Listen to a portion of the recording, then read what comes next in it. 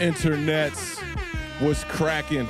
I'm your boy Awthentik. We back at it, man. Awthentik and The Beard. This is technically episode 1 of season 3, man. I hope y'all are ready, excited for a fantastic week of football, man. Today's breakdown, we are going to be evaluating the quarterback situation in the NFC East, man. It's been a little bit wild, man. Y'all know we got Daniel Jones, Jalen Hurts. We got the Beard man, the Beard 2, Beard Jr. over there in Washington. And we also got Mr. Dak Prescott coming back off the injury, man. Awthentik and The Beard, we are back one time. Glad to see y'all in the building. I see the chat is already popping. Without further ado, let me bring in my co-host, Left Side. Strong Side. What's up, The Beard, man? How your day been going so far, brother? Man, been going good, you know. Got some work out the way and got some R&R done, and then, you know, just kind of been checking the Twitter universe for, you know, debates and breaking news. So that's pretty much been my day. I did hit an Allen Iverson autographed jersey when we got off the air the other night, so I was pretty stoked about that. That's what's up. What color Iverson jersey is it? It's a custom jersey, so it's like red and blue blocks, and then it says Philly across the front, and then it's autographed on a 3 on the back. Oh, that's what's up, man. I know you saw on Facebook when my brother posted that throwback of him down at Virginia Beach on the motorcycle. I was saying I still got that. Yeah. Do you? And I've meant to ask you if you really do still have that jersey. Yeah, Maria used it for like some. They had like a party that was like a jersey themed party, and she had it on. So I know it's still somewhere over there at Gretzel's mom's house. That's awesome. That's a classic one. I mean, that was probably, what year was that picture from? You think? I'm gonna go with like 2000. A little bit before that, maybe like 90, 97? 98, 99, something like that. The fly jersey, man. Yeah, that's the super fly jersey. The black one with the stars on the sides, man. It kind of looked like an all-star uniform a little bit, but I used to dig it. I used to wear it. It was a little big on me, but that was back in the day when people used to wear, you know, the Mitchell and Ness super large jerseys and whatnot.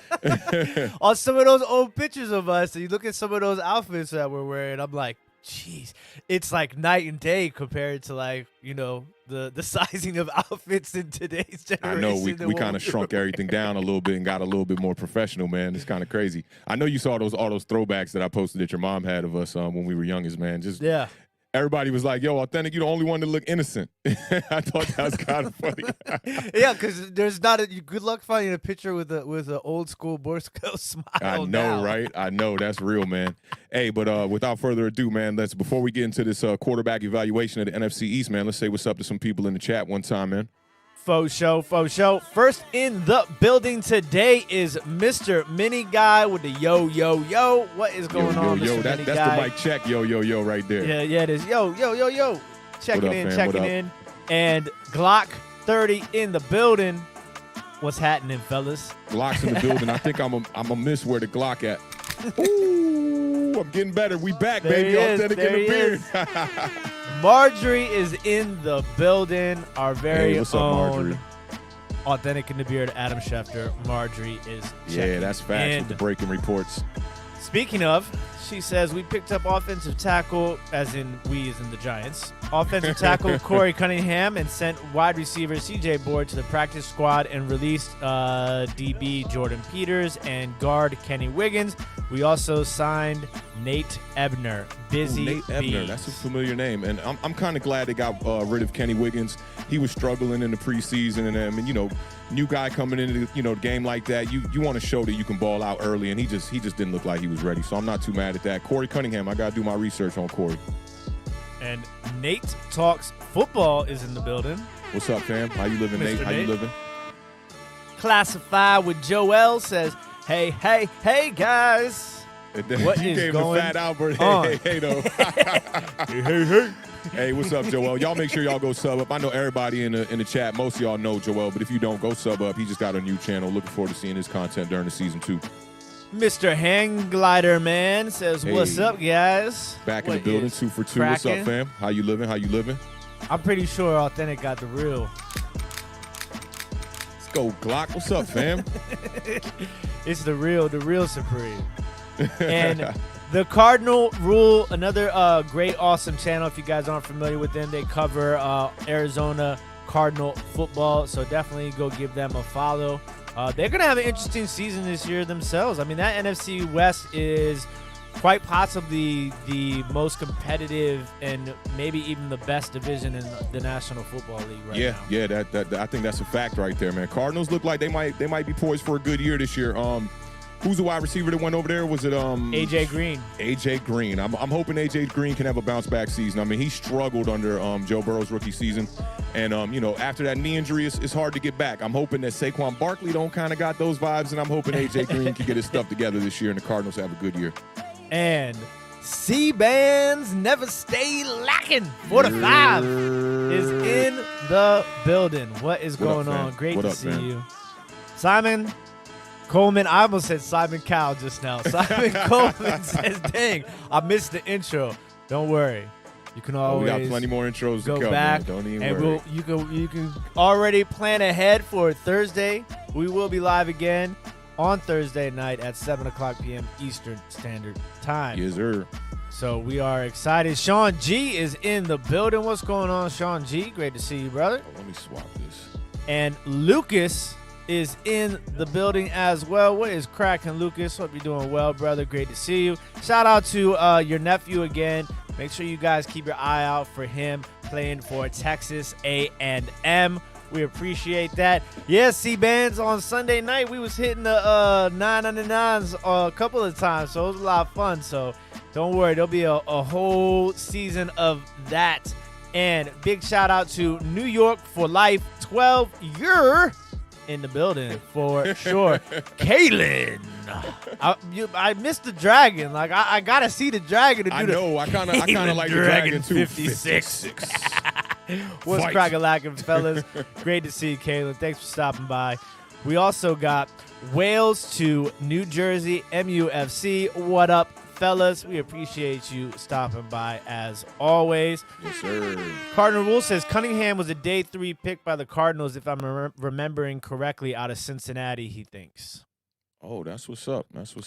And the Tommy I know we Bernhard. need some help on that line for sure, man. For sure. Yeah. Tommy Bernhard podcast is in the building. If you guys aren't subscribed to the Tommy Bernhard podcast, him and Tracy always put on a great late night show. So definitely show them some love for our episode sure. over there was very interesting, to say the least. If you want some funny outtakes and stuff like that, go check out. And there goes his co-host, Miss Tracy Parks. Great to see Tracy. you as well. How you living? Tracy in the building one time.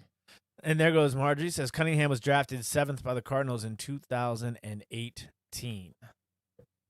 Who we got here? Nicholas. Drafted 7th. So he's a first round kind of And Alexis says, what's up, my family? Let's go Giants. Hype for the season. Giants Nation is in the building one time. Let's go. Tonio Bot 721. Awthentik and The Beard. What is up? And hey, what's up, Tonio?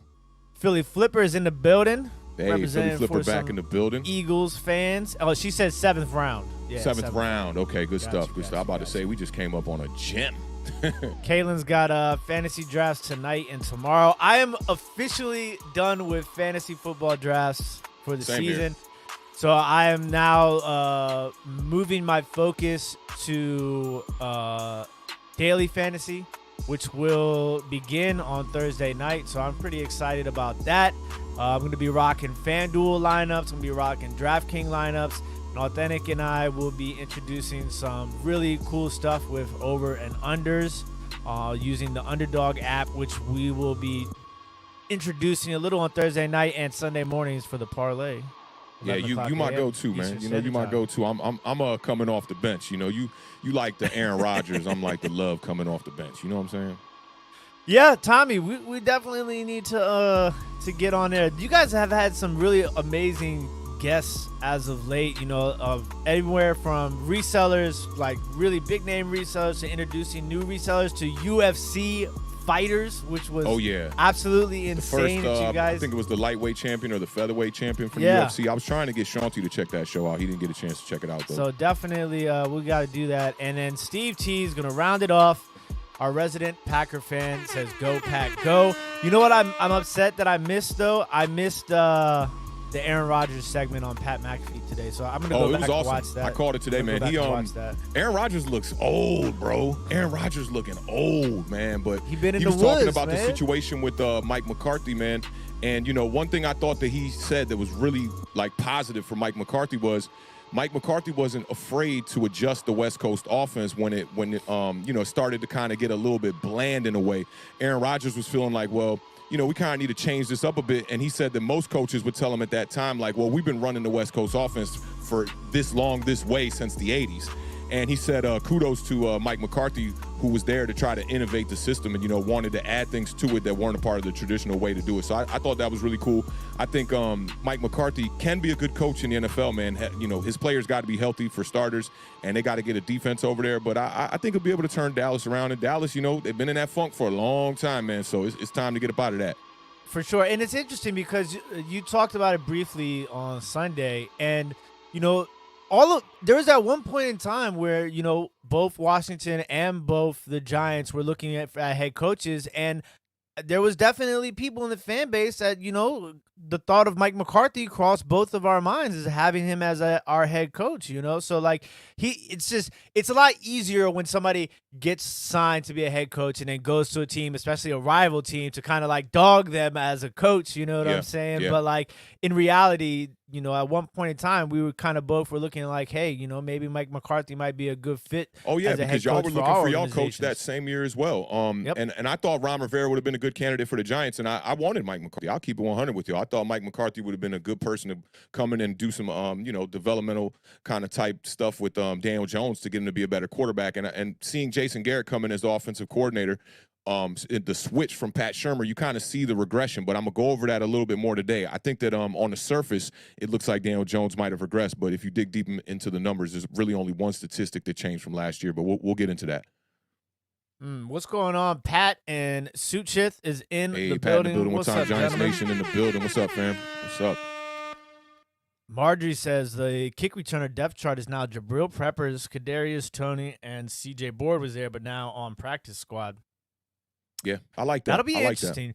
Maybe that's a good place for Kadarius to kind of, get back into the swing of things. Yeah. Like kind of get the feel of the game. Like, because sometimes you get back there and you if you take a nice return back, that's that adrenaline jumpstarts you. Maybe that's what he needs, because I do see talents in him. I know he's gotten a lot of grief in this offseason, but Giants have had some success with wide receivers being the kick returners and punt returners too. We had Dominic Hickson for a while there. Dwayne Harris, who he would always get charged up in our special teams game, and then also make some catches, out there as a third, kind of fourth kind of wide receiver guy. So yeah, Kadarius Toney would be a good way to get his feet wet. I think maybe there's a little bit of smoke and mirrors here with the Giants as far as with Kadarius Toney kind of just trying to keep the switchblade tucked away until week 1. You know what I'm saying? Even though he's had some issues coming into camp and whatnot, we haven't seen a lot of him on the field. But I'm still high on Kadarius Toney, and I think he can be a serious weapon. For me, I was comparing him to Percy Harvin coming out of the draft. I know a lot of people don't like that comparison. They don't think Kadarius Toney could be that impactful of a player, but I think he could, man. We see guys come in as rookies and make an impact quick. Brandon Ayuk is one that I'd like to kind of make that comparison to, who just got here and just like automatically started turning up. DJ Moore was kind of like that too in Carolina, Yep. So I'm looking at Kadarius Toney a little bit like that. I think that could be the vibes for his role with the New York Giants. But shall we? Shall we get to this quarterback situation? Let's here? rock and roll, man. I'm ready to talk some QBs. I've been doing it all off season. I've been having to fend off all these Taylor Heineke versus Ryan Fitzpatrick debates literally every single day. Even where do you stand on that? Where are you more on the Ryan Fitzpatrick kind of vibe? Oh yeah, I'm all in on Ryan Fitzpatrick right now. I'm all in on Ryan, the bearded Fitzpatrick. brother. You have to be. Look, there's no point in arguing about your quarterback, your backup quarterback, when he's your backup quarterback at this point. You know what I'm saying? Yeah. Like your starting quarterback has been named. That's who you need to be worried about right now. You know what I'm saying? Like, it always rubs me the wrong way when people are like, either like, oh, by week 6 he'll be 10 interceptions in and he'll be on the bench. I'm people. Like I can't with all that. Like, it's just the negativity. Like, let's just focus in on what Ryan Fitzpatrick can do good. We brought him here for a reason. You Yeah. know, so like let's get it rocking and rolling. I'm ready to go with Fitzmagic. You know what I'm saying? Beard gang. Yeah, I feel you on that. You got to back up your starter, and you know, when Cam Newton got released, I heard a lot of Giants fans saying, "Oh, we need to sign Cam Newton as a backup over Mike Glennon and all this." And it's like, yo, let's not be worried about the wrong stuff. We got our starting quarterback. Our backup quarterback is decent enough to come out there and do some things, especially with the number ones on the field. So you got to keep that into play. But as far as Ryan Fitzpatrick, where do you think he ranks right now with the 4 starting quarterbacks that we have in the NFC East? Where would you rank him? I know he hasn't gotten any chance to take any snaps into Burgundy yet, and he hasn't played in this division, I don't think, in his whole career. I mean, he's played for damn near every other team. I don't think he's played in this division, has he? He hasn't been a Cowboy. No, he hasn't played for anybody in the NFC East. And we all know NFC East, man, is the best division in football. So, you know, you got Dak Prescott probably coming back as your, you know, the favorite of the NFC East with the play that he left off with. He was playing at a high caliber. But where do you see Ryan Fitzpatrick falling in line, you know, with the rest of the quarterbacks? This is the thing, is that Dak Prescott, obviously, let's say, you know, no injury concerns aside, he's the best quarterback in the NFC East. I don't think any fan can argue otherwise right now. That's just, you know, statistically and what we've seen as far as producing wins and everything like that. You know, obviously, Fitzpatrick's been in the league for a long time. He's never been in the playoffs. Daniel Jones is still young, going into, you know, his 3rd year now. And then Jalen Hurts, he's only played 4 games. So it's like, you know, almost by default, Dak Prescott is probably the best in the division. But I will say that, you know, dealing with injuries right now is a factor with Dak Prescott because we're not 100% sure where the shoulder is. And we're not 100% sure how he's going to react off of the ankle injury. Although I think I'd be a little bit, at this state, I'm a little bit more concerned about the shoulder injury than I am the ankle injury. Yeah, you know, and I saw on Pat McAfee, they were saying, you know, maybe he brought up the shoulder stuff to kind of take people's attention off the ankle, you know, because, I mean, he did snap that ankle. Logan Ryan did snap that ankle. Yeah, that was brutal. It was brutal. So, I mean, I don't want to come off as being too optimistic. I mean, did we get that saying down pat yet? Is it? The saying is down pat. We're not going to be optimistic. We're not going to be pessimistic, but we're going to keep it authentic and be realistic. We gotta have like a sound effect right after that. So I think I'm gonna go. I'd say right now. Yeah. Ryan Fitzpatrick by default. Either not being 1 and not being last is number 2 in the division as far as quarterbacks rankings go. You got Ryan Fitzpatrick at number 2. Yeah, by default. And you got Dak Prescott at number 1. I'm with you on that. Yeah. And then with Daniel and Jalen Hurts, you got Daniel at 3. I take it just because we have a small sample size from Jalen Hurts. Yeah, exactly. Okay, I'm not too mad at where you got that ranked. I'm pretty similar on that. I got to go Daniel Jones at number 2. I just think in his first 2 years, he's a lot younger than a guy like Fitzpatrick. We know what we're going to get out of Fitzpatrick. This year, we're hoping that Daniel Jones could take that leap, similar to what Josh Allen did. That's the comparison that a lot of people are making on Twitter, making on media, on television, and stuff like that as well. And if you look at the statistics from Daniel Jones for his first 2 seasons, in every passing category, you know, if you combined it, he's better than Josh Allen. The problem was the turnovers. You know, he was. I don't know if y'all saw the play that I broke down today on Twitter. It's like that's a JV interception that he makes there. It's a beautifully schemed play by Jason Garrett to get an underneath route for Sterling Shepard to get him wide open. And Daniel Jones just doesn't pull the trigger.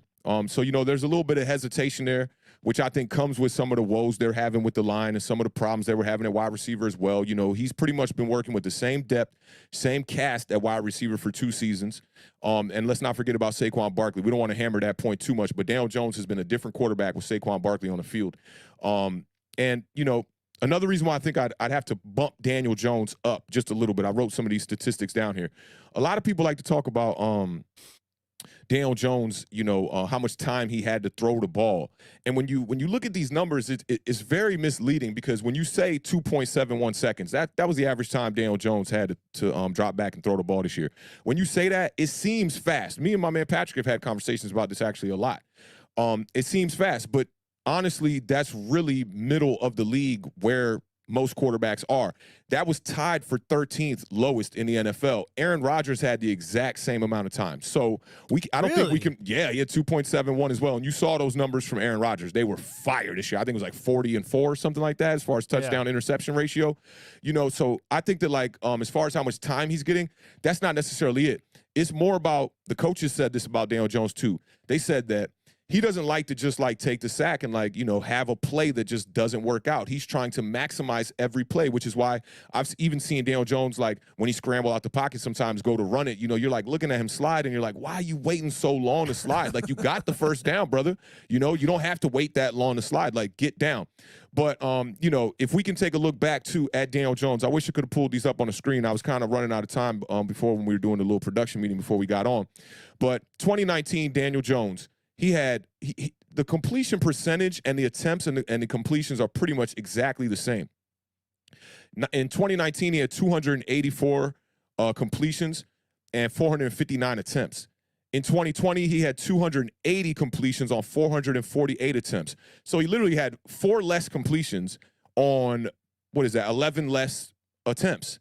The yards is pretty much the same thing, too. He only threw for about just under 100 more yards in 2019. He had 3,027 yards in 2019, and then he had 2,943 in 2020. So, you know, a lot of people have been looking at Daniel Jones' touchdown to interception ratio coming out of 2020, and they're like, well, you know, that was the major setback, was the touchdowns. But when you look at it, there's one reason why that happened. So touchdown-wise, he had 24 touchdowns in 2019. He had 11 in 2020. But the biggest difference here is the red zone. That's where Daniel Jones failed in the red zone. He had a decline in the red zone. His passer rating in the red zone dropped from 99.7 in 2019 to 75.8 in 2020. So he only had 12 interceptions in 2019 on the 24 touchdowns, right?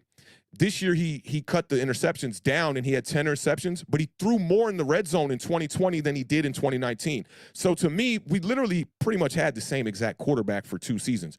The one thing that Daniel Jones did do to improve himself was he cleaned up the turnovers. When you look at the last game, I think it was the last 4 games of the season, he only turned the ball over 1 time. The back half of the season, he really cleaned it up. I think he only lost 6 fumbles this season. I don't got these on paper kind of going off the top of my head here, but like we saw it with our eyes. Daniel Jones cleaned it up, and the last time we saw Daniel Jones in a regular season game against the Dallas Cowboys, he looked really good. He put that team on his back. So for me, being that, you know, he's going into his 3rd year and he's got these weapons out there, I think that, you know, for me, those are all the reasons why I would put Daniel Jones at the number 2 spot. I do think that Ryan Fitzpatrick is a close, you know, number 3 there, you know, could have been a number 2. It could maybe even be a tie there. Because Fitzpatrick has played a lot of games in this league. You know, you don't just remain in this league this long. How many seasons? He's been in the league since 2005. So he's entering his 16th season here. You know, he's got 15 seasons under his belt. You don't just stick around this long. He played for the Rams, Bengals, Bills, Titans, Texans, Jets, Bucks, Dolphins. Man, that's a rack of teams. And you know, his career has been pretty good. You know, he always maintains to have more touchdowns than interceptions, which that, to me, for a guy who's a gunslinger like that, is a very important stat. But I still got to put him at the number 3 spot. And I also think with Jalen Hurts, the sample size is so small, it's really hard to put him at the bottom of the league, because when he did get in the game, this kid really lifted that Philadelphia Eagles team, I think. You know, like, they really rallied around him. The thing about Jalen Hurts, I think, that's going on is similar to what happened to Lamar Jackson.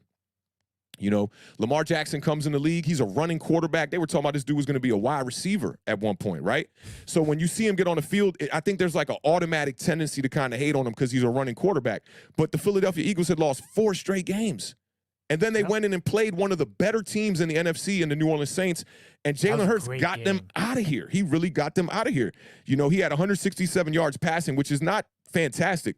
Where he needs to clean it up is the completion percentage at 56 on the completion percentage, but he rushed for 106 yards on 18 carries. He's being a running quarterback, and he's very effective at it. He's very elusive, you know, so I don't know, like 2, 3, 4 is so hard to judge. Even 1 with Dak Prescott coming off the injury. That's why I said it's almost like by default, you know, that's it the really big is thing almost right by there. default. And yeah, Dak Prescott was playing some decent ball. A lot of people like to say it was in garbage time. And some of it was, you know, they were getting their butt kicked. I think they were 1-4 or like 1-3 when Dak Prescott went out, and then they ended up beating us. in that game. I thought the Giants should have took that game. Defense kind of collapsed, and the Cowboys defense surprisingly stepped up in that game. But this is where I kind of want to take this to now. Big shout out Nick the Wick real quick. Oh, my man, Nick the Wick. Giants Nation is in the building. I appreciate Nick you, the Wick with the $4.99 super chat says, what's going on, fellas? We just talking quarterbacks right now, Nick the Wick. Thank you for joining us. We appreciate the love, the support. My man. Yes, sir. So Jalen Hurts really quick before I forget. Jalen Hurts, the thing you said about the running, like that's something like as much as people want to discount running when it comes to quarterback play, right? Because there are a lot of people out there that do want to do that. You know what I'm saying? But in reality, that's part of the game, right? If your quarterback can run, that's going to add some, it's going to add versatility in play calling. It's going to add a whole different dynamic that the defense has to account for.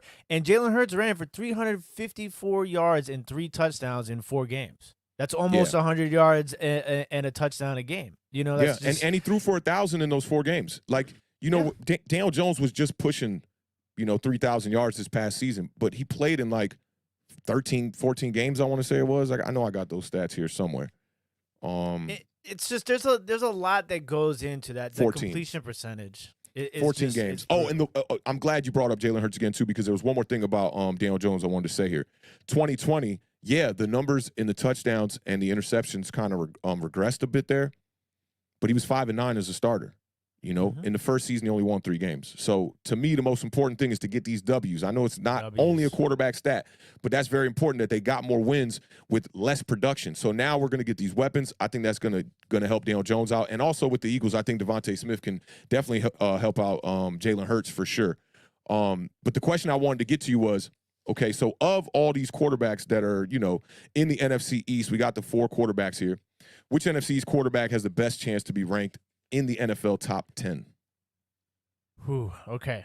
While I think about my answer, big shout out to OBX Picker for the $4.99 super chat. Says, what's up, guys? Hopefully Tua has a good year. I think he will. Shout out OBX Picker in the building one time. We appreciate you, fam. Appreciate you pulling up, most importantly. So, I mean, the easy answer here is Dak Prescott. Okay, he has the best chance to be ranked in the NFL top 10 just because of, the weapons. Even though the weapons are we're going to talk about weapons in a little bit, but even though the weapons are, you might be able to compare them to other teams in a division. I just think with Dak Prescott being what I think is the best quarterback in the NFC East, he probably has the best chance to be ranked in the top 10. But I can make an argument for 2 other quarterbacks. Oh, I thought you said for Tua, but you said 2 other quarterbacks. That's the Tim Twig. I can also, let's say Jalen Hurts is really good, right? Yeah. Like, let's just say for a hypothetical, conversational debate here. Let's say Jalen Hurts improves on his completion percentage and he comes out and he does Lamar-esque numbers. That has to put him in the conversation. Like, if he's rushing for 1,000 yards and throwing for 4,000 yards, that puts him in conversation for a top 10 quarterback, right? Yeah, for sure. Okay, so that's a possibility. For me, and let's say Ryan Fitzpatrick, we brought him in to move the ball downfield, right? And that gives him a big opportunity. If he cuts out his interceptions, which he has been pretty good at. I mean, he's coming his last 3 years, he's been really good. I know you probably heard the little soliloquy that was going around of Mike Greenberg talking about Ryan Fitzpatrick in his last 3 years. In his last 3 seasons, he has a higher completion percentage than Tom Brady. He has a better touchdown percentage than Dak Prescott, and has a better QBR than Deshaun Watson. Yeah, I didn't hear that. That's a good stat. That's a good one. So this is, in my opinion, the Tampa Bay team that he played on was not the same Tampa Bay team that just won this championship. But there was a lot of the same players were on that roster. They just didn't all come together the way that they did last year. So I think that this is the best team that Ryan Fitzpatrick has played on. So I really think that there is an argument to be made for definitely 3 out of the 4 quarterbacks in the NFL. You know, like you could, I mean, in the NFC East, you could go even in the direction of Daniel Jones. But Yeah. I think that obviously, but Jalen Hurts is a lot more hypothetical. Daniel Jones, I think, has the tools, and it's really going to come down to Saquon. It's going to come down to Galladay. It's going to come down to Jason Garrett. Those are the 3 components. You know, as long as Daniel Jones does what he needs to do as an individual, you know, as far as progression goes, being more comfortable in the pocket, you know, holding on to the ball, being quicker with his decisions, like the clip you broke down on Twitter today. What you think about that right there? What Nick DeWick saying to you? I think that doesn't make any sense. Ryan Fitzpatrick is the farthest thing from a game manager. But you know, there's actually a really good quote that goes out that he was being interviewed a couple of days ago, and they were asking him about, you know, what he thought a game manager was. And, you know, he says a lot of times people think that this game manager is somebody who just dinks and dunks, doesn't take risks, you know, moves the ball, doesn't turn it over.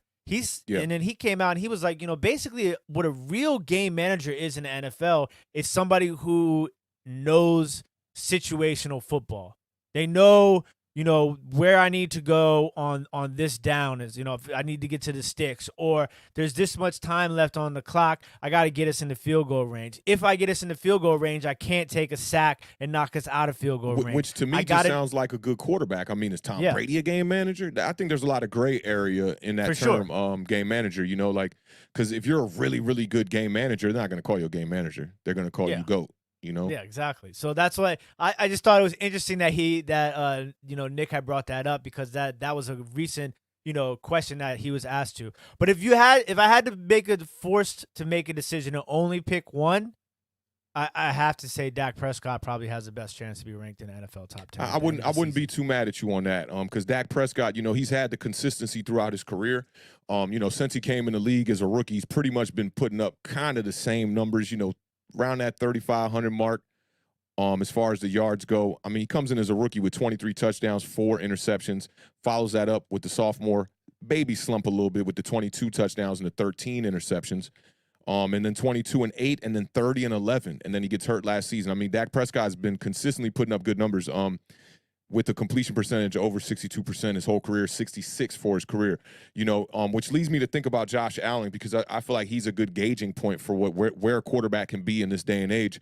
And, you know, it makes me think about Jalen Hurts, too, who's at 52%, which is exactly what Josh Allen was at as a rookie. And Jalen Hurts did it in a less sample size. He did not have as many games. He only had 4 or 5 games there. You know, so I think we got to, you know, just give the kid his chance to be able to go out here and play. I heard him today on he was with Jason Williams and Keyshawn Johnson. And he called into the show to talk to them. And I think that's the one with Mike Greenberg now. I think it's the new show with Mike. Yeah. And, you know, just hearing him speak, you know, I'm a person that I like to use my eyes and I like to use my mind for judgment of character about a person. And I think that all this offseason chatter that's been happening around Twitter and around the media about Jalen Hurts can't get it done, a lot of people think he's not that great of a quarterback. I think that's fueling him, you know, and he's got a weapon over there now. You know, he's got a new coach over there who hopefully can use Miles Sanders the proper way. I think it's just going to be more motivation for him. I'm looking to see him have a pretty decent year and be in the mix, in the conversation with most of these quarterbacks, to be honest. But I wouldn't disagree with you on the Dak Prescott thing. I think that's pretty accurate. To go after that, I think it'd be Daniel Jones, because I think Daniel Jones is set up for the most success in the NFC East right now. Barring any injuries, you know, just the healthy team over there with Saquon Barkley, which, you know, Dak Prescott has Ezekiel Elliott and Pollard over there, and he's got CeeDee Lamb. We got Kadarius Toney, and, man, I stayed up till about 5 in the morning. I know people saw my tweets this morning. Kenny Galladay is just amazing. I mean, I went back and just looked at the tape from the 5 games from 2020 that he had with Detroit. Every catch, I think it was 15 catches on the highlight. 12 of them were in traffic, or like 11 of them were in traffic. He gets hit on every catch. You know, he's not beating people too many times with speed. He's the kind of wide receiver that is a quarterback's dream, you know. And I'm just looking forward to seeing him on the field, like, healthy, because I just think he could be that main X factor for Daniel Jones to really, you know, push himself into that top 10. And to kind of, you know, cap that off as far as that first question and go into this next one, which NFC East quarterback has the best weapons on paper right now? You know, we kind of going into that already. I kind of broke down the Giants. What we got there with Saquon Barkley, Kadarius Toney, if healthy, Kenny Galladay. We know what Sterling Shepard does every year. Kyle Rudolph, Evan Ingram. What else? You know, we got Caden Smith, who made a nice touchdown in the preseason. I know a lot of Giants fans are hype on him. They want to see him start. Evan Ingram's definitely probably going to miss this. That was a Timism right there. Definitely probably going to miss this game on Sunday. You know, so we are probably going to see a little bit of Kyle Rudolph and a little bit of Caden Smith. But, I mean, that is a awesome set of weapons. And right before I transition this over to you about Washington, it makes me think about the Nick Wright quote where Nick Wright looked at y'all special players on offense, your skill position players, and he was like, just look at this column on the left. And he was clowning y'all. And I'm looking at it like, man, that looks really good. You know, Curtis Samuel, Terry McLaurin, Antonio Gibson. We can't forget about the backup running back who comes up off the bench and runs well and catches out of the backfield well in, what's that, Jerick McKinnon? J.D. McKissick. Or J.D. McKissick. I always get them mixed up. Yeah. You know, so y'all got some weapons over there too. And Dallas, we know about their weapons. CeeDee Lamb, Ezekiel Elliott, Amari Cooper. Amari Cooper's getting paid $20 million a year. I looked that up too. That's kind of crazy. I don't know how they doing that over there, but they ain't gonna last for long because Dak got the bag, Zeke got a bag, Amari got a bag. Yep. They don't have to get rid of them bags. Might be the odd guy out, you know? Yeah. He's they going might to have to get rid of him. Out. And who's at tight end over there? They got a decent tight end over there. Blake Jarwin, maybe? Yeah, I Blake Jarwin. Yeah, Blake Jarwin got some game. I listen. The NFC East got a lot of weapons. Every team's got some good weapons, right? But I am going to say, in a non-biased, non-homer way. Oh, this is about to sound super biased. Washington football team has the NFC East quarterback who has the best weapons on paper is Ryan Fitzpatrick, okay? So, running back is definitely probably third in comparison to everybody else's third, right? But Antonio Gibson might be fourth. We might put Miles Sanders above Antonio Gibson. Yeah, but even though Antonio Gibson was a touchdown machine last year.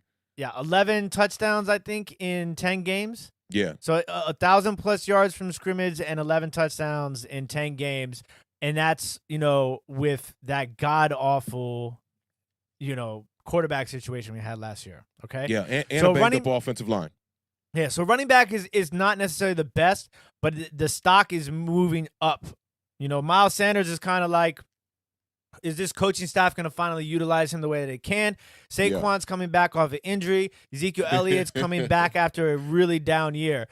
Big shout out really fast to Cernox Connection for the $4.99 super chat. Says, you know football is back when Awthentik and The Beard are super pumped about their teams.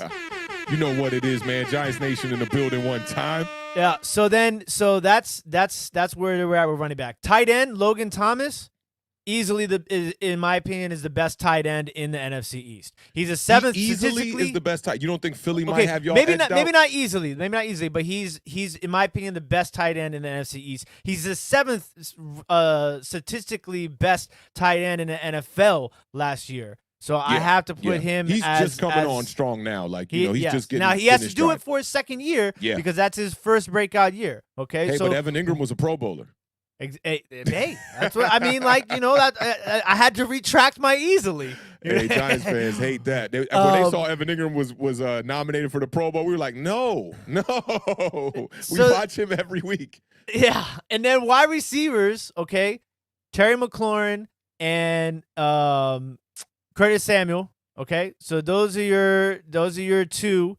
Now they're probably slightly below Cooper and CeeDee Lamb, all right, and I think they're better than the Giants and the Eagles. Now let me give you a little something on that real quick. So I don't think they're slightly below Amari Cooper and CeeDee Lamb because Amari Cooper and CeeDee Lamb have done it together already. Mm-hmm. We saw it worked.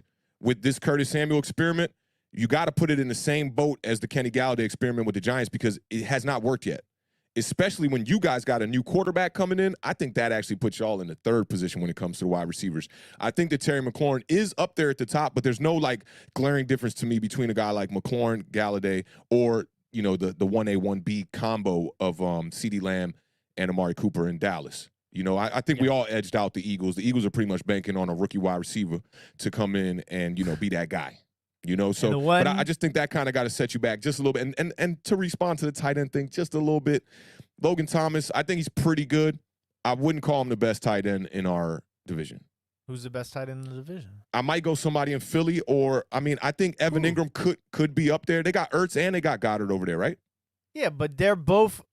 Ertz is on the way out the door, and he's banged up. And that's why I wanted to set you up with that. How can we put a guy who's on the way in and a guy on the way out? Kind of, maybe we should look at them the same way. Yeah. You know what I mean? Because one has kind of proven that he can do it for a long time over a long span. The other one's just getting hot, kind of just getting going. You know what I mean? So it's hard to gauge. I definitely feel you on that. But yeah, I think wide receivers is kind of a wash. It's kind of a wash. We might have to give it to Dallas. You know, they might you just go wide receivers and then you add the running back. Ezekiel Elliott is top 2, maybe top running back.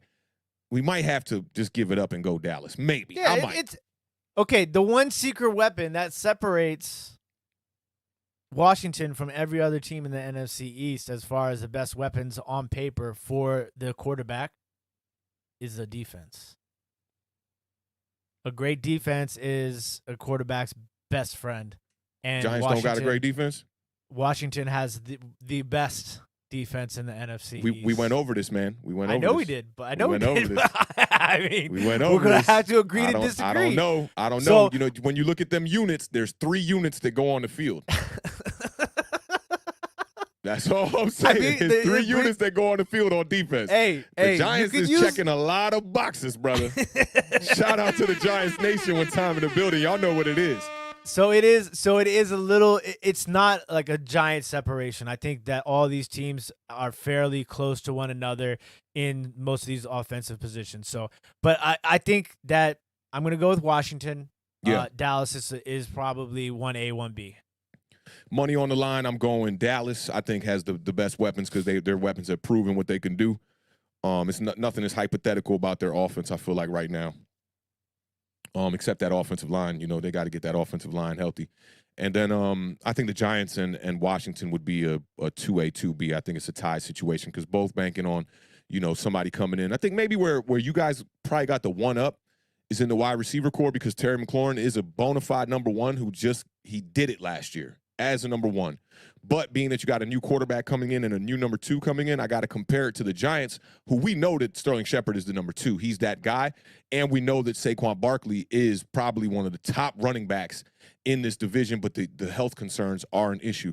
But, yeah, I think we're fairly close on that. I'm going to stick with Dak. I'll stick with Dak Prescott and say Dak's got the best weapons on that one. And, 2A, 2B, really Washington, quick. and New York Giants. Yeah, go ahead. Depth-wise, who do you think has the best depth at the wide receiver position in the NFC East? I think the Giants do. I mean, when you're looking at Kenny Galladay, you're looking at Sterling Shepard, Kadarius Toney, John Ross, and Darius Slayton, who did it. He's shown that he can be a down the field target. And then at tight end, we got so much depth. I'd like to throw the tight end thing in the receiver core, I guess, for this purpose. With Evan Ingram, who we know can make plays. It's just all about catching the ball with Evan Ingram. Kyle Rudolph, who's proven what, he can do in Minnesota. I think Caden Smith is what he is. He's a decent blocker and a decent guy to come in and fill in. So I think depth-wise, there really are no blemishes on the Giants roster when it comes to pass catchers. Who do you guys got outside of your top 3 wide receivers again? No, y'all got a new boy. Probably the best depth. So, we have Terry McLaurin, Curtis Samuel, Adam Humphries, Cam Sims. Whoa. You see that fall off, though? Adam Humphrey, go look at his stats from last year. Garbage. Okay. I mean, yeah, but he was also in the mix with put him in the Snead kind of, ballpark. Yeah, but he was, there's top, he had Mike Evans. He had Godwin. No, he was. He didn't go back to the Brown. Bucs last year. He wasn't on the Bucs last year. He was like on the Titans or something. Oh, the Titans. Yeah, you're right. Yeah, and he didn't play much. I don't feel like either. Yeah, he didn't. So Adam Humphries. Y'all got a young boy. De'Ami Brown, the rookie. De'Ami Brown, that's who it was. Who's going to be lights out. And then we have Cam Sims. Yeah. He had some drop issues at times, but he could make some big plays. He came on real strong at the end of last year. Wasn't that in the plaffs where he made a couple big plays with Heineke at quarterback? Yeah. So he's a decent player. I like him. I think you could put him in that Slayton ballpark. Like they have some good assets to them, but they also have some things that really hold them back as well. With Slayton, it's the route running. Thank you, couple of pickers. Hey, appreciate that, couple of pickers. We appreciate you pulling up one time, yo. We're talking about foosball. It's the devil, Bobby Boucher. It's the devil, Bobby Boucher. All right, well, yeah, I kind of, well, we're not too indifferent on the the weapons there. Well, I didn't see too much what the chat was saying. Marjorie says the Giants, not Washington offense. That O is poo. I like that. Good evening to you too, Certified Yam. That's a fly name right there, Certified Yam. Good evening. Good evening to you too, brother. And what's up, Art? How you feeling out there one time? All right, well, let's keep this pushing, man. All right, so we talked about who's got the best weapons, right? And I think this next question kind of piggybacks off that one just a little bit here. So for those of y'all just pulling in, man, if you don't know who you tuned into, man, this is Awthentik and The Beard. We do our shows here every Tuesday, every Thursday, every Sunday. We about to put a couple of other shows out there in the mix for some live stuff on Wednesday. We also do a couple of play-by-play live games that include our teams in the NFC East during the year. The Beard is a lifelong Washington football team fan. I'm a lifelong New York Giants fan. We grew up together with a peaceful rivalry, I would say. Never no drama between us for real. This is my brother. He used to live over here. We was homies since back in like 1987, so we go far back. But yeah, so, you know, without further ado, let's get to this next question here. I think, you know, when we're talking about weapons, I saw this one actually from a conversation with Kyle Pizzle and the Entertainer, I believe, on Twitter. And they were talking about who was going to be the biggest weapon for the New York Giants and who was going to be the biggest playmaker. So that leads me to this one here. Which player will have the most big plays for each team? We're not just talking about one player here. We're talking about for each team in the NFC East. And Kyle Pizzle, you know, Kyle Pizzle's been high on Darius Slayton for a long time. And he thinks that, you know, with the new addition and the new weapons that have been added to the New York Giants, that'll actually open up some more room for Darius Slayton to make some more plays. For me, I'll go ahead and take this question first. I think that the biggest playmaker for the New York Giants, can I get a 1A? Maybe we could do a runner-up. Can we do a runner-up? Bradley Chubb just got arrested. Oh, that's why Nate wanted to talk about Bradley Chubb before we got started. That's what's up. That's good for the Giants, but I'll never wish no kind of legal drama on nobody, so hopefully that goes well for him. And I'd like to beat the Broncos at full capacity for sure. But let's go 1A, 1B on this, The Beard. Let's have a unsung or runner-up kind of answer and the main one. For me, the main one is Saquon Barkley for the New York Giants, because if Saquon Barkley gets clicking, that's going to make it work for everybody else on this offense. If you got to stack the box because we can run the ball, oh my God, Galladay is going to have a field Galladay on all of these defenses. And if we can get Kadarius Toney in there running little reverses and little pop things, maybe a little reverse pass. We know he used to play quarterback. He was scouted as a quarterback coming out into Florida, I believe. I think that he could be the biggest playmaker. And I know Saquon's coming back off this knee injury. That's major, you know. The only person we really saw come back off the knee injury and do damage was Adrian Peterson. And all Giants fans have been comparing it to Adrian Peterson. I don't want to compare Saquon Barkley to Adrian Peterson. We saw the way that Adrian Peterson ran. Not that Saquon Barkley isn't a physical runner. I don't know if you saw that run against the Detroit Lions. My God, he was just like face, ground, boom, stiff arm. It was crazy. So I'm gonna go Saquon Barkley as my number one big playmaker for the New York Giants. I'm gonna give you my Washington playmakers as well. So we could do those two. We'll get those two out the way. I'll bounce it to you, and then we'll get the other two with Dallas and the Eagles. So Saquon Barkley, close runner-up for me is gonna be Kenny Galladay. I'm telling you, man, I was looking at that tape yesterday. Kenny Galladay is a beast. He is a beast. All he got to do is stay healthy. The dude plays like he weighs 250 pounds. I was comparing him to Brandon Marshall on Twitter this morning. And a lot of people were like, oh, you know, Brandon Marshall runs the routes a little bit sharper, a little bit more sleeker. Yeah, I'll give you that. But look at Kenny Galladay come out the breaks. It's very hard to read him where he's going to go when he comes out of the breaks. He's not one of those guys that does that little shuffle breakdown, you know, like a lot of wide receivers do, where you could kind of see the jab step and then they go off the jab step and you see the cut. Kenny Galladay is just like straight and then to the line, which is very hard for defensive backs to read. I think that he can be one of the best wide receivers in the NFL. I think Kenny Galladay, if he's healthy and Daniel Jones is doing what he got to do, Kenny Galladay can be a top 5 wide receiver in the NFL. So for me, for the Giants, I'm going to go Saquon Barkley, Kenny Galladay. As far as Washington football team goes, I think we know what we're going to get out of Terry McLaurin. Terry McLaurin is like, he reminds me of Ocho Cinco. We know what we're going to get out of him. He's going to get a couple catches a game. He might get you a touchdown or two a game. He's going to get you the yards. He's going to be 1,000, right around 1,000 yards kind of wide receiver. So for me, he's the one who's going to be like the runner-up. The number one person to make y'all offense click is Antonio Gibson. If he can get the rock and y'all can give him the carries that he deserves. I know last season when we were doing our play-by-plays, that was one thing that was killing you. They wouldn't give him the rock. Certain games, he's not getting the touches that he deserves. So I think if Ron Rivera can commit and, just get him more involved in this running game, and then I want to say McKinnon, but it's McKissick as well as the backup, to have him come in and do some things in the passing game. I think that Antonio Gibson is by far the number one big playmaker that's going to be for the Washington football team. So that's those two for Washington and those two for the New York Giants. I do personally really like the idea of the Darius Slayton comment because I think that it's true, because I think we were all expecting him to make that jump, right? I mean, I think maybe I'm speaking for myself, but after that initial, I thought he was going to, really make a jump, and it didn't seem like the way that the offense was working around him, it just wasn't what he was best at. Yeah. Now, I feel like with Galladay taking more of the volume and Sterling Shepard being more of that third down, the guy that gets those catches on third downs, it kind of allows Slayton to hit those fly routes. I mean, just for lack of a better, that's his best idea. route, that 9 route.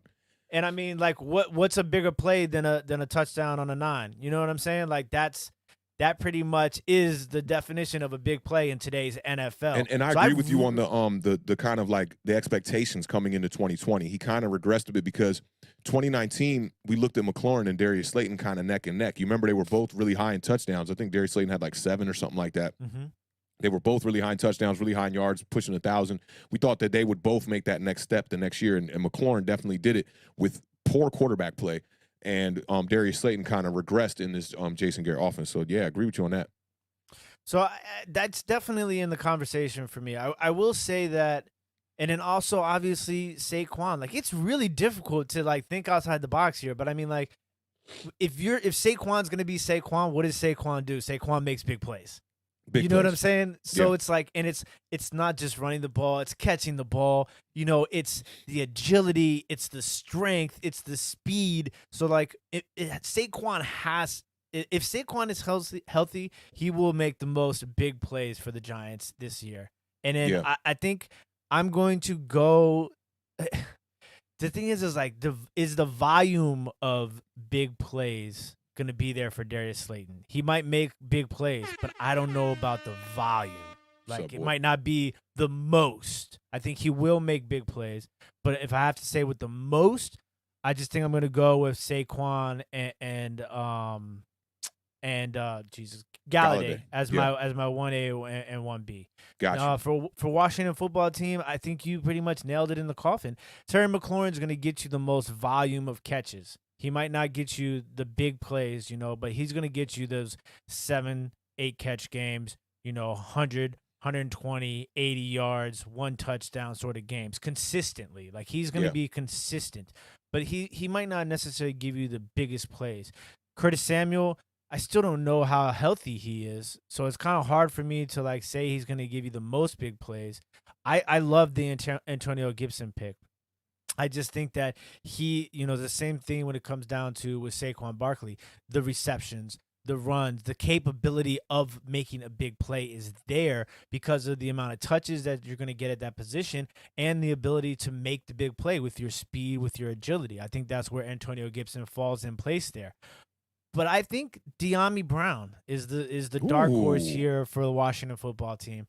Just, from what I've seen in him, obviously in college, and what I've seen in him so far in the practice sessions that have been made available to the public and some of the clips in the preseason, he has big play written all over him. You like to be somebody who like breaks players' names. I remember when we were doing parlay last year, you had a couple of players, Jonathan Taylor being one of them, before he was on a lot of people's radar. J.K. Dobbins was another, Cam Akers, Laviska Shenault.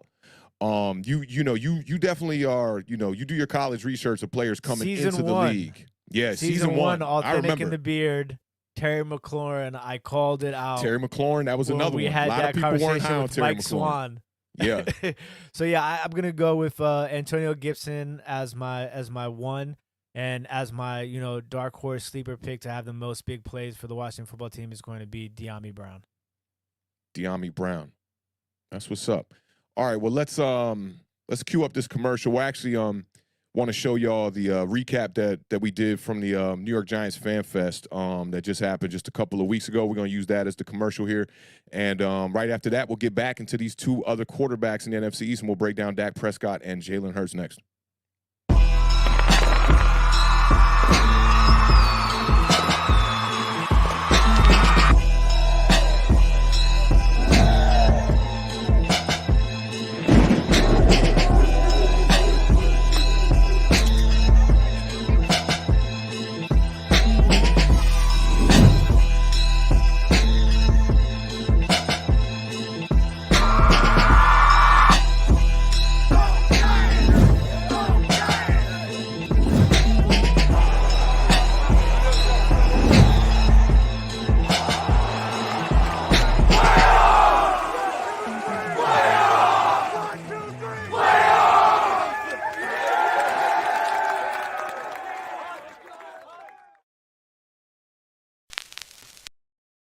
Shout out LPG on that one, hyping up the young fans at the Fan Fest, man, screaming playoffs. He also said that Daniel Jones is going to take us to the promised land. I know Giants fans like that. They like to hear that one time. Big shout out to Awthentik, because that video is lit. I will tell you, even when I saw it, I was like, obviously I'm a Washington football team fan, but that came on the cusp of we're getting closer to football season, and it got me hyped. So, big shout out to Awthentik, killing it on the camera, killing it on the beat. Appreciate you, brother. That's a dope sports video, influencer, man. One of the homies on Twitter actually hit me up. He asked me to borrow a couple of clips from that he was using for the New York Giants hype video. He wanted to use that last one, especially where they were chanting playoffs, because Giants got to make the playoffs this year, or a lot of people's jobs are going to be on the hot seat, But getting back to which player had the most big plays for each team in the NFC East, let's take it to the easy one, man. I think the Eagles is a pretty easy one, man. That offense is pretty limited. And I'll just keep it 100. I think that their whole offense is going to be predicated on Miles Sanders. Miles Sanders is going to have to ball out. And maybe I could just say running back. I don't know if they still got Boston Scott over there, but he did some damage in the passing game as well, too. So maybe I'll just say the running backs. They like to use the two-back system over there. And my second runner-up would be, or my first runner-up, would be Devontae Smith, just because I liked what I saw out of him in preseason. I mean, the kid's coming off the line so fast. The routes look really good.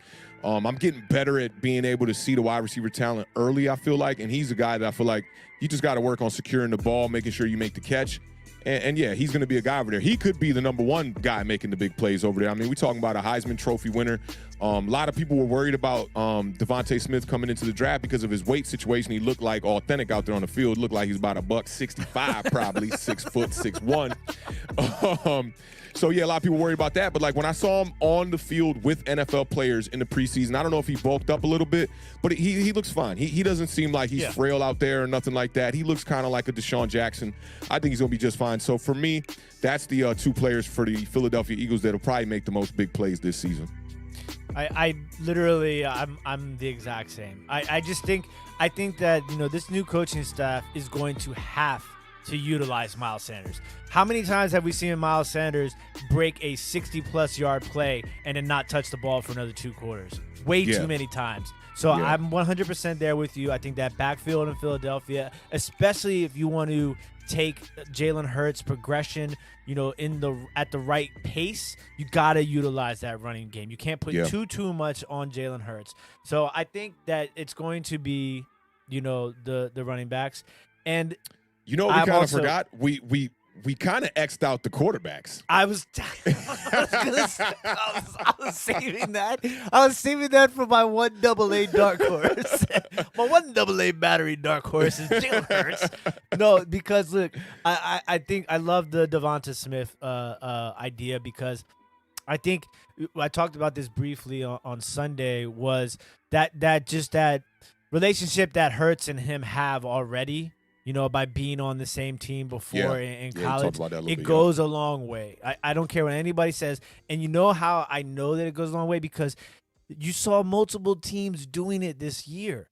Yep. Joe Burrow, Jamar Chase, Trevor Lawrence, Travis Etienne, Jalen Hurts, Devonta Both Smith, of them are having tough starts. Tua Tagovailoa, and Jalen Waddle. I mean, like, this is going to be the new wave here because you It's see like the a new lot stack, for fantasy, pretty much. It is no longer a fantasy, my friend. Yeah. The stack has made it to the NFL. So, yeah, I think – but, to throw that quarterback thing in there, because we talked about Jalen Hurts and we talked about his ability to move outside of the pocket, to run, efficiently and effectively. So, yeah, you gotta count the quarterback in there as possibly being one of the especially in Philadelphia's case.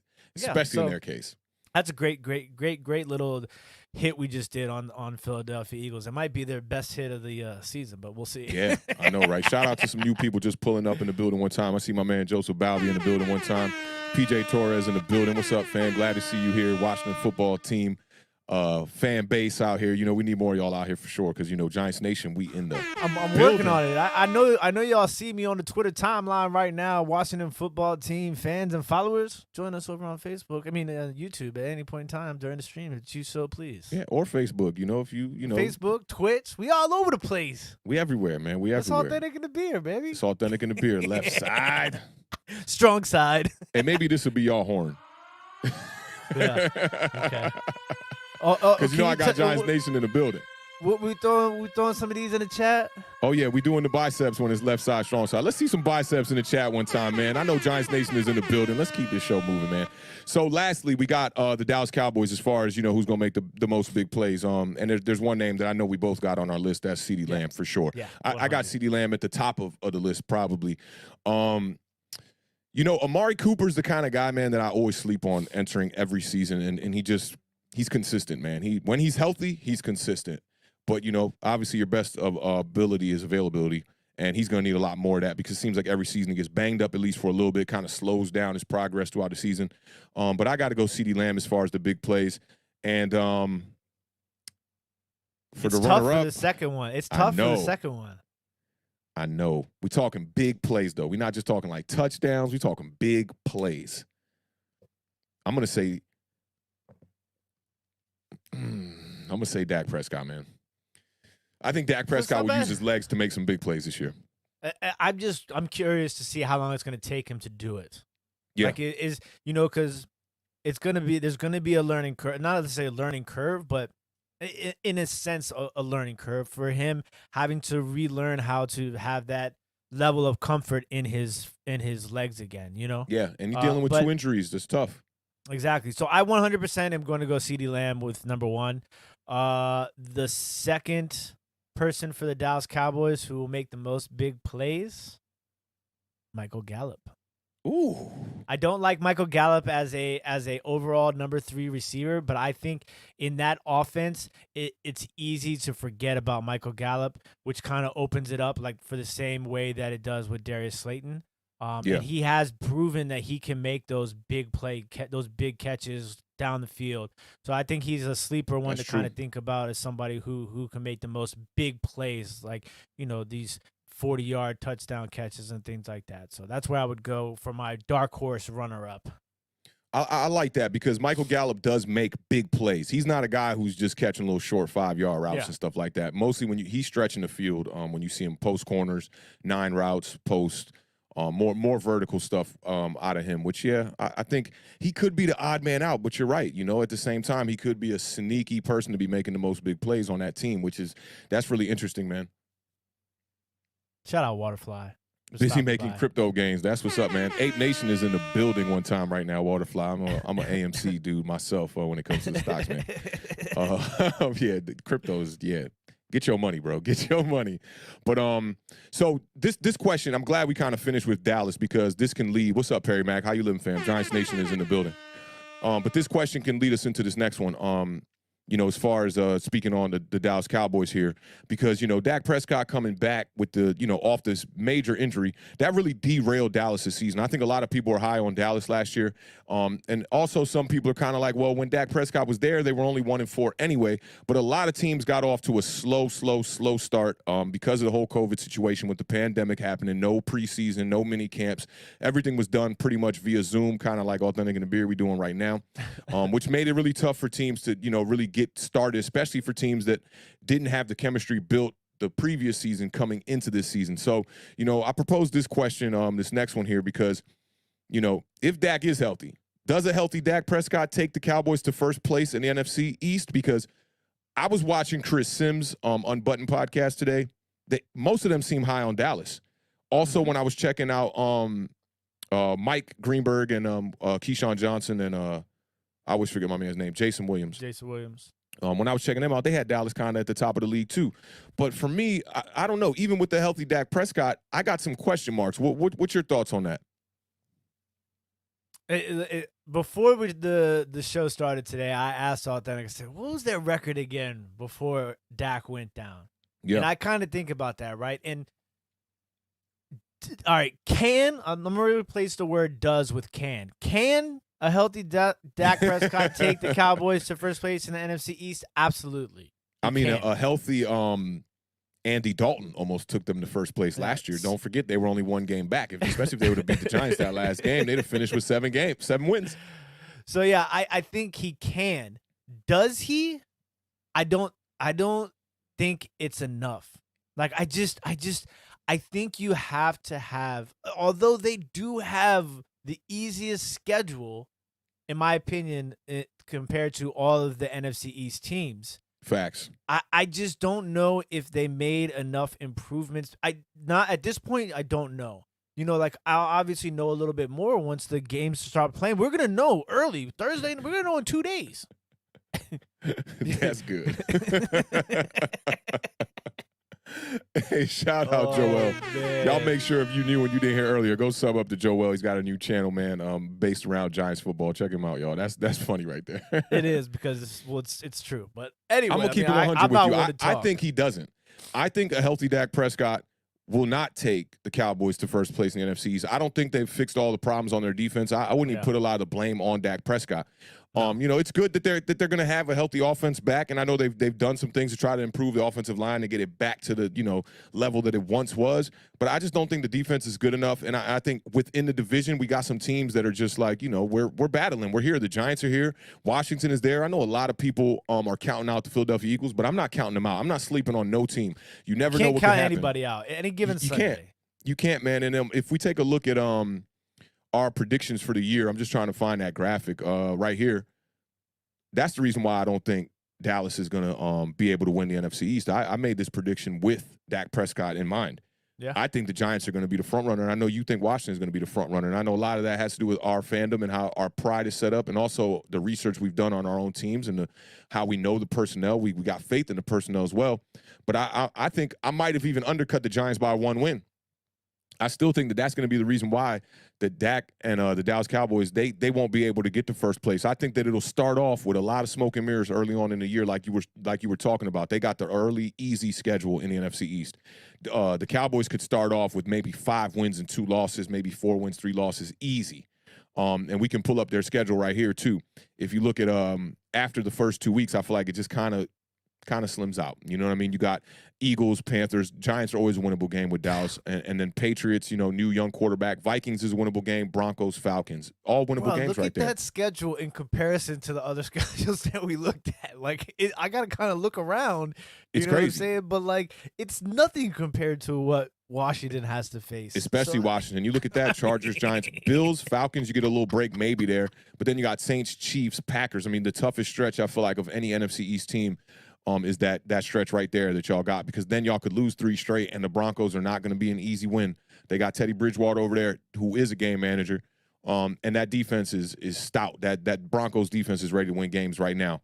The Giants kind of have a similar schedule to Washington there, with the Broncos and Washington football team early, and the Falcons as well, and the Saints. It's kind of the same if you think about it. Yeah. But then you get that stretch right there with the Rams, and then you get a little break with the Panthers, but the Chiefs, the Raiders, the bye, and the Bucks. That's the hardest stretch of our schedule right there.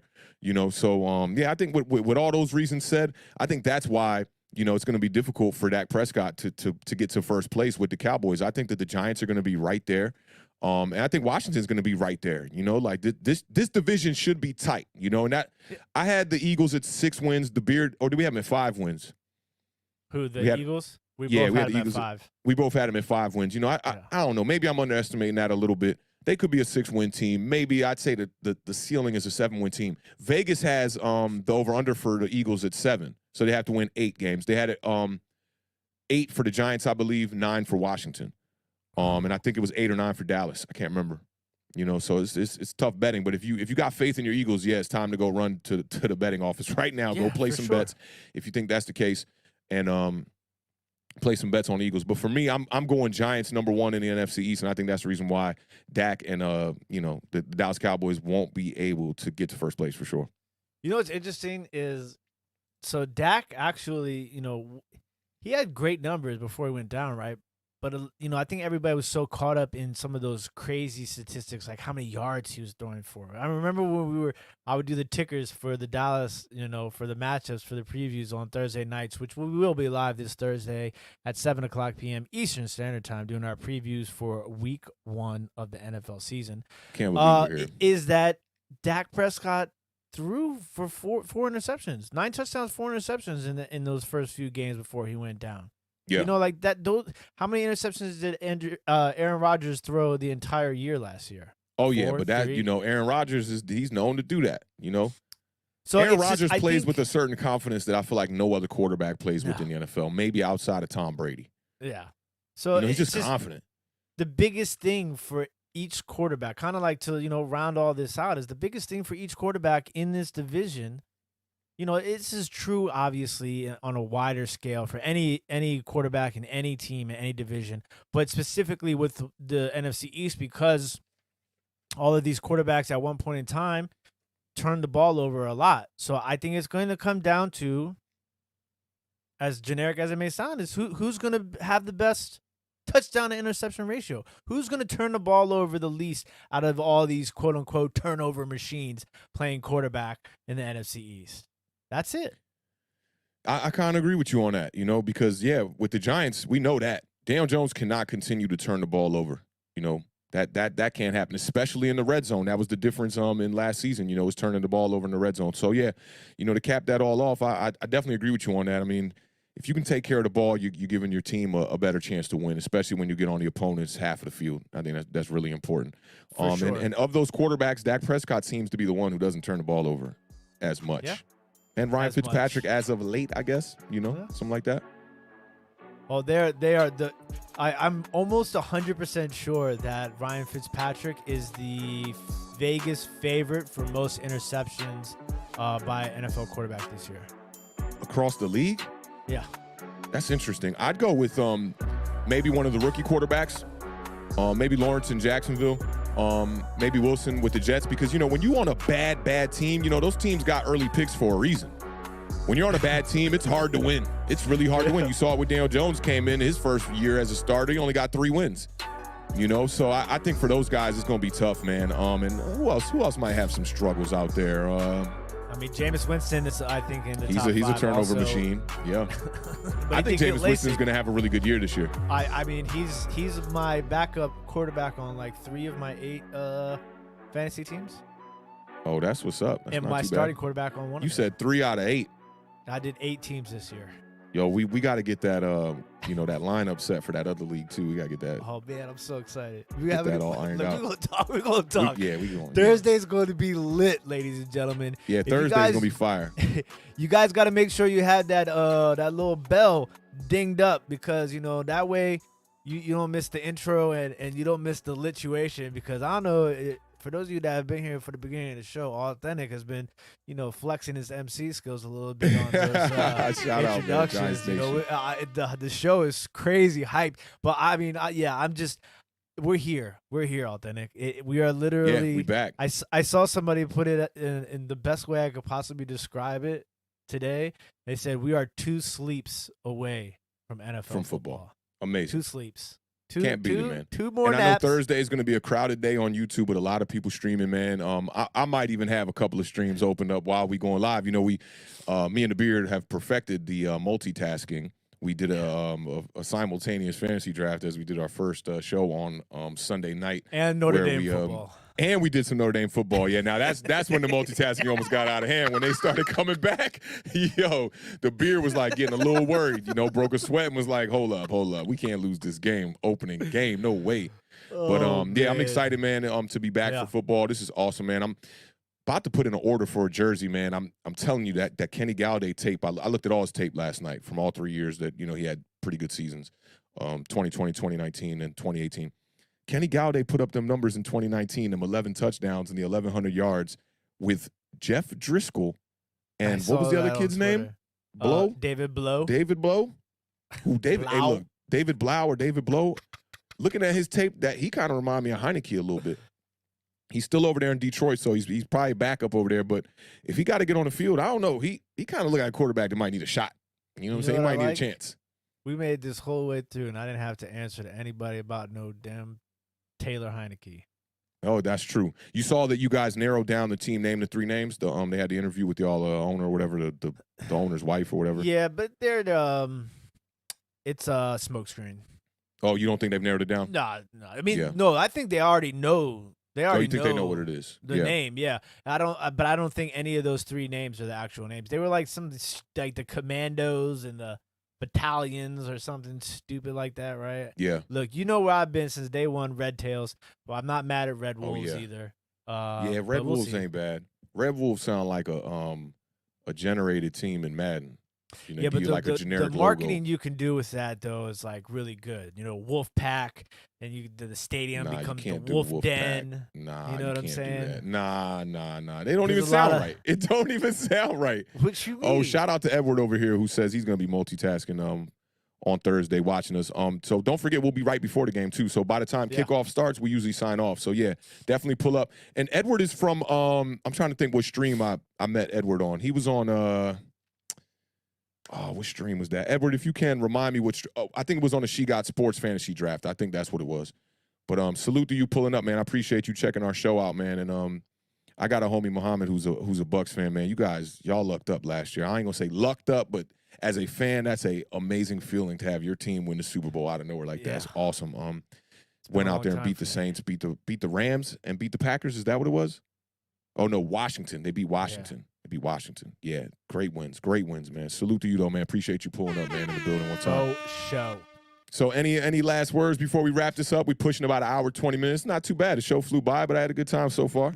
Yeah, listen. I just, as always, I want to thank everybody who came in the chat. Thank everybody, who dropped some biceps in the chat. You know what I'm saying? Like, this is a great feeling, and I'm super excited. I cannot wait for Thursday.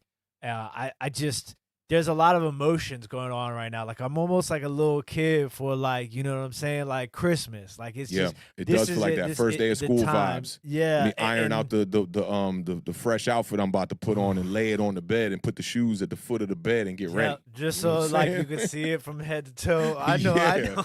And then still show up looking crazy, joint looking whack when you pull up first day. I used to be like that too for roller skating. We used to have to try to pick out outfits for roller skating, man. But I'm really excited. Also, just so everybody knows, Authentic and I talked about this a little bit. I'm going to be putting together a Awthentik and The Beard DraftKings League. So it'll probably be live for Sunday, but I'll touch base a little bit more on it on Thursday.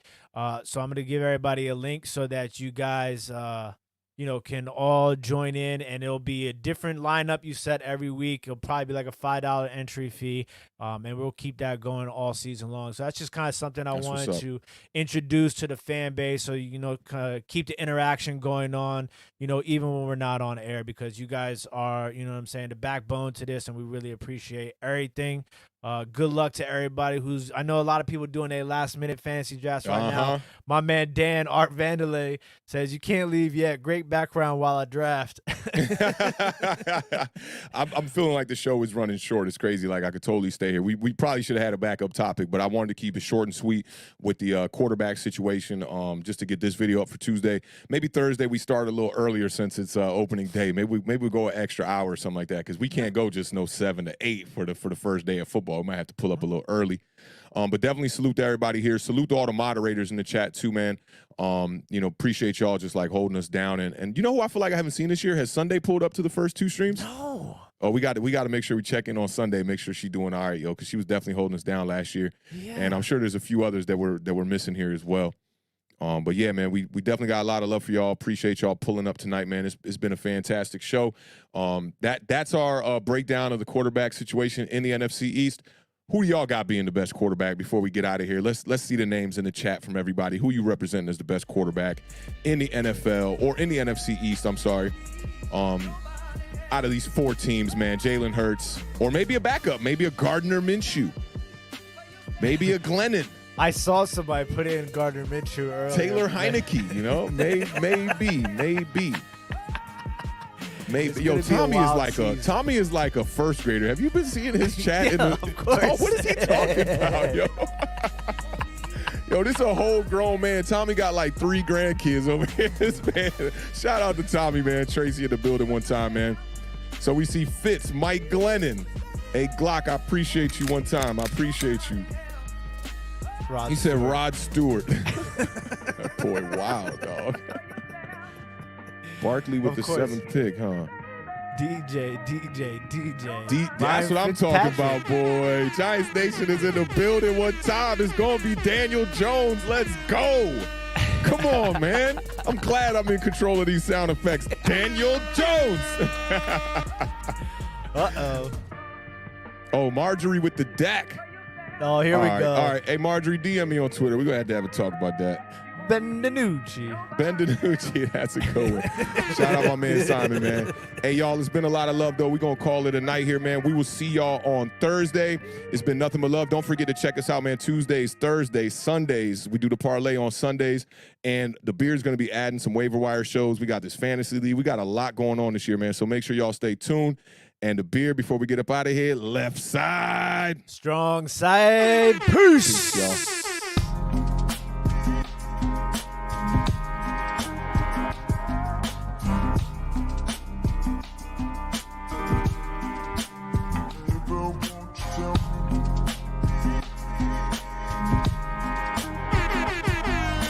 Shout out to Big Homie Lax one time. What's up, fam? What's up? We'll catch you on Thursday, fam. Peace.